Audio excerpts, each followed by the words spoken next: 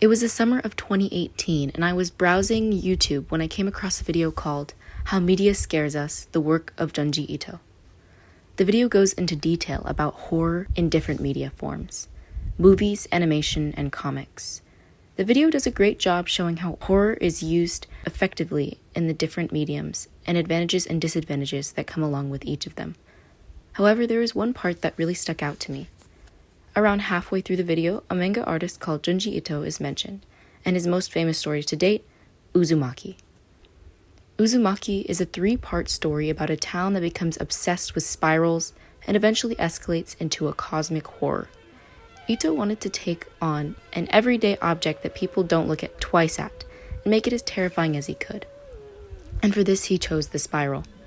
Spirals were used to mark cheeks of anime characters in the 90s and early 2000s, and were used as a symbol of warmth, and Ito wanted to take that and completely flip it on its head. After hearing about Uzumaki, both the art style and the premise sounded so captivating to me, so I went out and purchased the hardback physical version and read it in 2 days.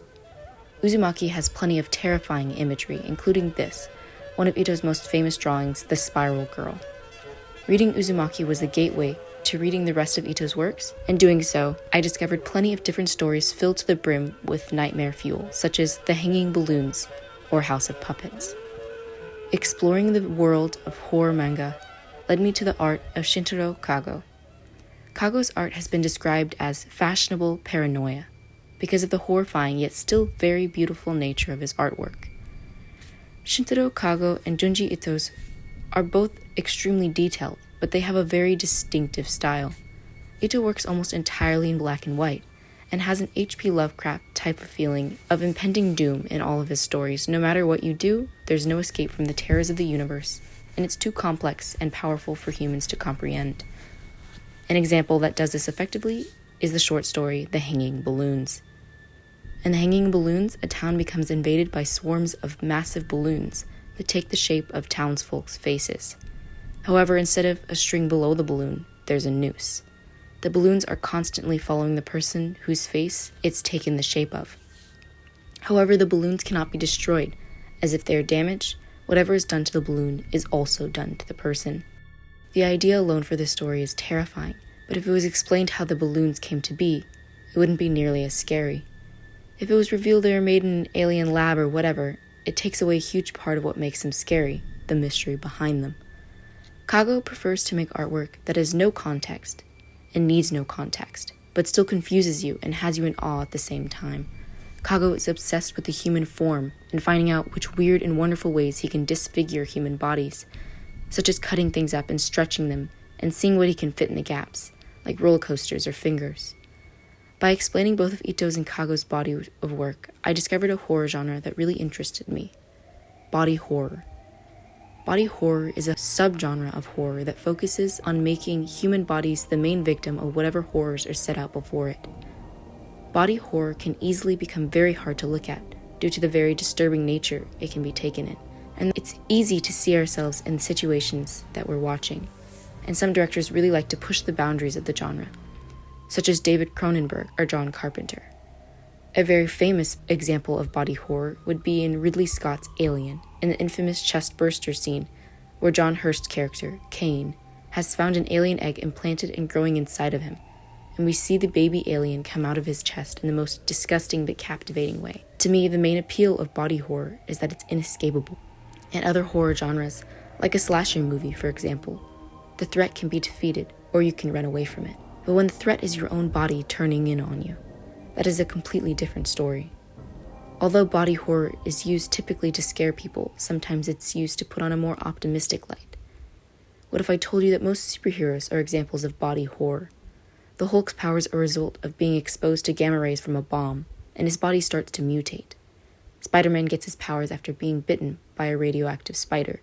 The same goes for Fantastic Four, Wolverine, and so many more. But the most interesting example, in my opinion, is the Guardians of the Galaxy, Nebula. Nebula had forced mutations that made her into a perfect example of body horror. Although the tone of the media she is present in is very different to Cronenberg's films or Ito's manga, James Gunn himself is no stranger to body horror. In 2006, Gunn directed Slither, a movie about a plague that turns people into strange and disgusting mutations of themselves. So with this experience, he had an understanding of how to approach a character like Nebula, and in my opinion, he did it very well. During one scene in Avengers: Infinity War, we see all the parts of Nebula that have been replaced with the cyborg counterparts, and we see the true extent of the torture that she's gone through growing up. Comic books have always been obsessed with body horror, more Marvel than DC though. I believe this is because Marvel likes to experiment with the possibility of human evolution and technology gone too far, and how the victim of that would respond to the sudden drastic change in what they can do with their body. Marvel's fascination with body horror goes all the way back to 1961 with Fantastic Four, where their powers are gained through going to space in an experimental spacecraft. However, the ship is hit with a colossal amount of radiation, and they are given powers due to this. Ever since then, this approach has exploded with popularity in the comic industry. However, horror isn't the only media form that takes advantage of the human form. In fact, it's hard to think of any platforms that don't. However, just using it and using it effectively are two very different things. Cinema and dance are two different platforms that are used hand in hand, not nearly as much as they should. With the movie, there are so many things that convey meaning alongside the dance itself. Things such as camera movements, the lighting, the framing of the shot, use of symbolism within a background, all add something special that can't be achieved in other media. And if there's a director with clear intention and understanding of how to show meaning through these techniques, then it makes for a very memorable and iconic scene. A movie that I believe does all of that perfectly is Lee Chang-dong's 2018 movie, Burning.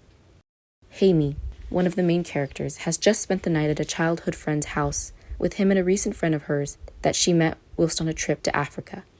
The three of them spend the evening smoking weed and just relaxing, but Hae-mi slipped out to go for a quick nap, and when she returns, she starts to dance. She takes her shirt off as she's dancing, however not in a sexual way. This is not a sexual scene. It's clear that she takes her shirt off because she truly feels free. In the moment, she's become careless and just wants to live her life. She doesn't care if other people see or judge her. This scene really stands out to me as a perfect example of a director understanding how to say a lot without saying anything. The soundtrack perfectly complements the mood of the scene by being calm, understated saxophone solo. It really creates a beautiful and immersive atmosphere. We see Hae-mi make a bird with her hand for a few seconds, being clear symbolism for Hae-mi's emotions during the scene. Director Lee Chang-dong said in an interview with Hollywood's Reporter that this scene is pivotal within this movie's narrative. The scene includes a lot of symbolism because the director wanted to make sure that this scene sticks with the audience after they finished watching the movie. The two male characters in the movie represent two extremities of the wealth spectrum. Jong-soo, the main character, is struggling with money, whereas Ben, the character who Hae-mi meets on the holiday, is very wealthy. Both of these characters are present in this scene. However, they don't say or do anything. They're just a background. This can symbolize how Hae-mi isn't worried about money or romantic interest right now. The only important thing is herself and her emotions. It isn't a coincidence that this scene is filmed during a sunset. Lee Chang-dong chose this to represent the light and the dark coexisting, to represent the complex emotions that humans experience on a daily basis. There are plenty of opposites in this scene, like I mentioned earlier about Ben and Jong-soo, as well as the natural and man-made world. As the scene is set on a farm, it's mainly grass and crops. We can see houses in a small village as well. A Korean flag can be seen as well, used to represent politics. Director made sure to include all of these different elements so this scene can represent all of the different aspects of our lives. However, Lee Chang-dong was very careful to make sure that this scene looks like it wasn't staged or directed, that it was a slice of life that was captured coincidentally, which is why the scene is all in one take and is filmed entirely handheld. A similar example, which in my opinion doesn't deliver on the same level of emotional value due to the nature of the film, should be Todd Phillips' Joker. Phillips has said in interviews that this rendition of Arthur Fleck is someone who has music inside of him and uses it to express himself rather than words. The scene which shares the most similarities with the one previously mentioned would be the bathroom scene, but instead I'm going to talk about the infamous staircase scene. Through the movie, we've seen the world through Arthur Fleck's eyes and how badly the city he lives in treats him and others alike. However, things start to look up for Fleck, as invited to appear on a nighttime talk show with his hero. On his way to the studio, we see Arthur have a moment to celebrate the only way he knows, through a dance. Arthur's movements are a lot more upbeat and energetic. Although he isn't smiling during the scene, we can tell he's thrilled in his current situation purely because of the way he moves and his body language. Director Todd Phillips said in a Q&A session after an early screening of Joker in LA that originally dancing wasn't going to be as relevant as it ended up being. However, this plan changed during filming after Phillips started talking to Phoenix about the character of Arthur, and Phillips really liked the idea and incorporated it more into the script. However, the staircase dance scene was always going to happen. Phillips knew that he wanted a scene where we see Fleck fully embrace his emotions and take a moment to really be himself and let it all out. On Twitter, I decided to do a poll to see what people thought was the most memorable scene from the movie, and 75% of the answers said the staircase scene, which proves what I said about a director who has a clear idea for what they want to achieve with a dance scene. They can create a very iconic and memorable scene. One of the most overlooked parts of any film is the costume design. This is because aspects such as the acting, cinematography, or writing get the most attention. However, I believe that costume design is one of the quickest and most effective ways to tell the audience about the characters presented to us. Whether they're elaborate dresses from a period piece, such as The Favorite or The Great Gatsby, or more subtle contemporary outfits like Knives Out or Booksmart. As I said before, costume design is a very easy way to tell the audience about a character's lifestyle, emotions, and approach to life. For example, in David Fincher's Fight Club, the costume design is used to show the emotional stages of the characters, as well as how cool they are in each other's eyes. Edward Norton's character is typically seen in a scuffed suit, even when he isn't at work. This tells the audience that he doesn't really put any effort in at work and his social life, as he doesn't get changed when she's home from work at the beginning of the movie. Brad Pitt's character, however, is pretty much always seen in a red leather jacket and spiky hair, although the look is very dated now. In 1999, the audience would have thought he looked fashionable. I'm not going to spoil the movie, but it's very important that Brad Pitt's character is seen as the cool one of the two friends. We can see the characters' personality shown through their mannerisms, as well as the way they sit, walk, pick up stuff, etc. This shot conveys the two characters very well. We see Brad Pitt leaning on the desk with his hand in his pocket and his trousers down slightly, and Edward Norton is stood upright with his back more or less straight, but his suit is a lot tidier than Pitt's, and his suit is a lot more traditional colors. Where Pitt's is yellow and cream, his tie is a graphic print, where Edward Norton's tie is a standard pattern print.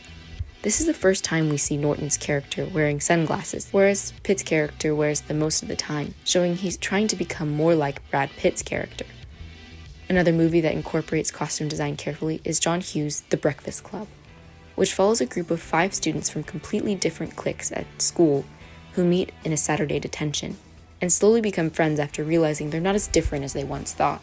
Due to the diverse personalities of the characters, costume design was an important part in bringing out their individuality. The characters are Claire, who's stuck up and from a rich family but with arguing parents. Brian, who's smart, however feels an immense pressure to do well. Andrew, a sporty and talented guy who doesn't get much of a say in his choices. John, a rebellious and cocky teen who's secretly scared and hides behind a facade.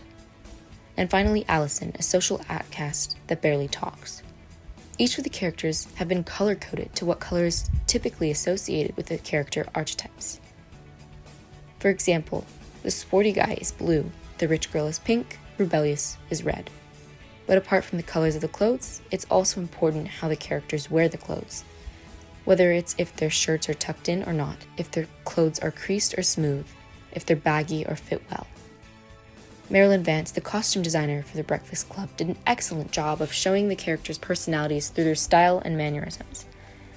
For example, the characters of Claire and Brian, we see that both Claire and Brian have their clothes tucked in. However, it's clear that Claire has her shirt tucked in for fashionable purposes, whereas Brian has his jumper tucked in just for practicality.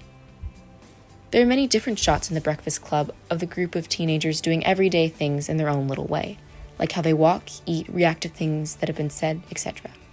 The Breakfast Club is just one of many movies with an ensemble cast that understands that costume design is an important part in showing the characters' personalities. Other examples could include Once Upon a Time in Hollywood, Knives Out, Shaun of the Dead, Superbad, Mean Girls, Trainspotting, and Baby Driver, to name a few. The human form is a very diverse and interesting thing. It can be used in so many different ways for many different reasons, whether it's being distorted to shock and confuse the audience, or using clothing to represent the character's mental state or general well-being. There are limitless opportunities for clever and inventive ways to use the human form to your advantage. Filmmakers are constantly trying to find creative new ways to successfully use the human form in their projects. Whether it's taking away a part of the body and using dead space artistically, like the posters for Yorgos Lanthimos' The Lobster, where we see someone hugging nothing, but when the two posters are put together, we see the full picture. But within that, new meaning is created. Themes of loss, acceptance, moving on, and love are given to us by showing us what isn't there, or going the opposite way and adding to the human body in either beautiful or horrifying ways. Like in Tetsuo, the Iron Man, where we see a man's body slowly become overtaken by metal in the most horrific way. We see human bodies be experimented with time and time again in movies, TV shows, video games, music videos, album covers, and many more. But why is there a fascination with doing this in media? The answer is very simple. Because we can't do it in real life. And as Tarantino once said, "Because it's so much fun, Chan, get it!" Directors, editors, artists, painters, animators, and many more love to get creative with human bodies in their work because it's not something they can achieve anywhere else, and it's the perfect platform for it. We can watch a movie where we see something absolutely horrible happen to someone, whether it's physical or mental pain. However, once the credits roll, we're reminded that nothing bad happened to anyone during those scenes. It's just for show. Because of everything I've mentioned, and more, is why the human form fascinates me so much. It can be used in so many different ways for so many different reasons, and I believe that its popularity within the film industry will only increase. Thank you for watching my first video essay. I'm hoping to make this a somewhat regular thing. However, motivation to write scripts comes and goes very quickly. Please leave any thoughts or ideas you have in the comments below.